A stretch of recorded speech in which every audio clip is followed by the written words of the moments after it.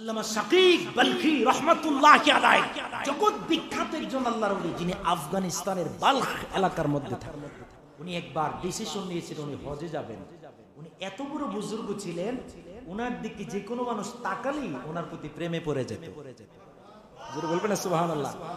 তো ওই ব্যক্তির দিকে তাকালেই মানুষের ভিতরে একটা প্রেমের জজবা তৈরি হয়ে যেত, যে লোকটা আসলে মনে হয় বিশাল বড় একজন আল্লাহর ওলি। উনি ডিসিশন নিয়েছেন হজে যাবেন।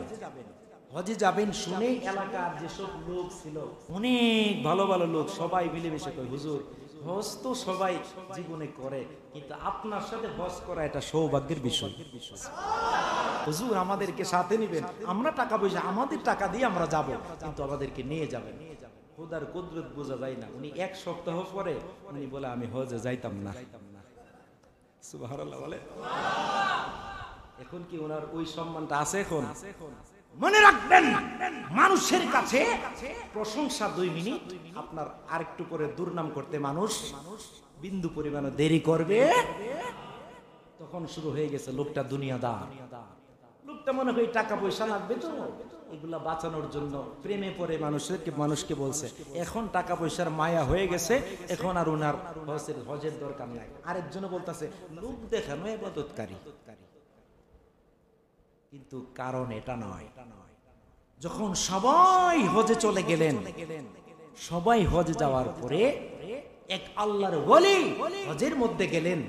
যাওয়ার পরে রাতের বেলা আমার আল্লাহ পাক স্বপ্নে দেখাচ্ছেন, ওগো আমার ওলি, আমার প্রিয়তম বান্দা, এই বছর সকলের লক্ষ লক্ষ মানুষের হজ কবুল করেছে মাত্র অনলি ওয়ান ম্যান, একজন ব্যক্তির ওসিলায়।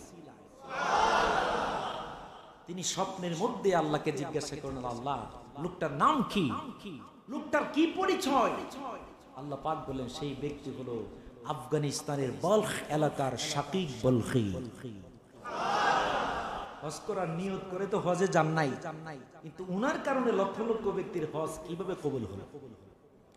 উনার মধ্যে বিশাল বড় একটা টেনশন কাজ করতেছে, কবে সকাল হবে আর কখন তিনি আফগানিস্তানে রওনা দিবে।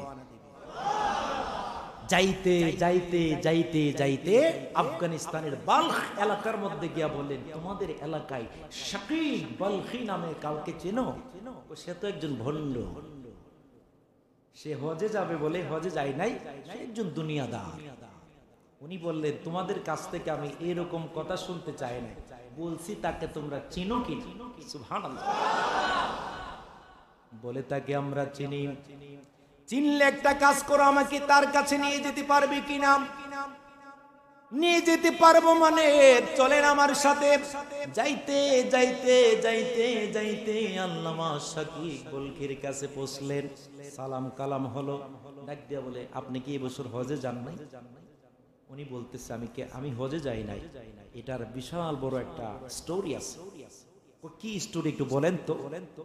স্টোরিটা হলো, আমি যখন হজে যাব নিয়ত করেছি, আমার ঘরের মধ্যে যেই টাকাটা ছিল ওই টাকাটা আমি আলাদা করে রাখলাম হজে যাব, কিন্তু আমি দেখতেছি, আমি পরদিন দেখতেছি রাতের বেলা একটা মহিলাকে দেখতেছি, একটা মহিলা একটা মরা জানোয়ারের গোশত চুরি করে আস্তে আস্তে করে কেটে সে বাড়িতে নিয়ে যাচ্ছে।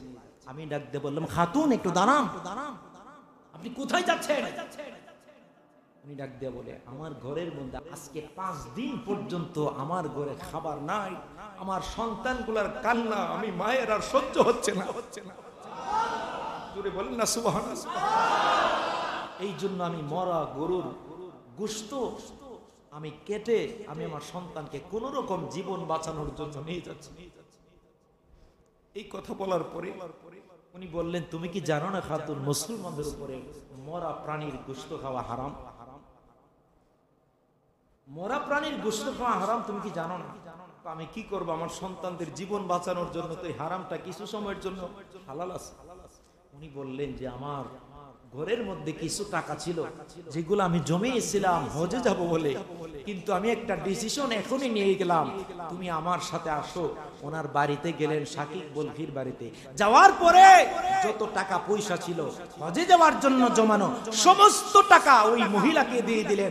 আমার আল্লাহ পাকের কাছে এই ঘটনাটা এত বেশি ফেভারিট লেগেছে, এত বেশি পছন্দ হয়েছে, আল্লাহর কুদরতি জরিয়ার মধ্যে জোশ পয়দা হয়ে গেছে। আমার আল্লাহ পাক রব্বুল আলামিন আল্লাহর ওলিকে জানায় দিলেন সমস্ত লক্ষ লক্ষ মানুষের হজ কবুল হয়েছে একমাত্র শাকিব বলখির এই ভালোবাসার, প্রেম, প্রীতি, মায়া, মমতা, স্নেহের কারণে।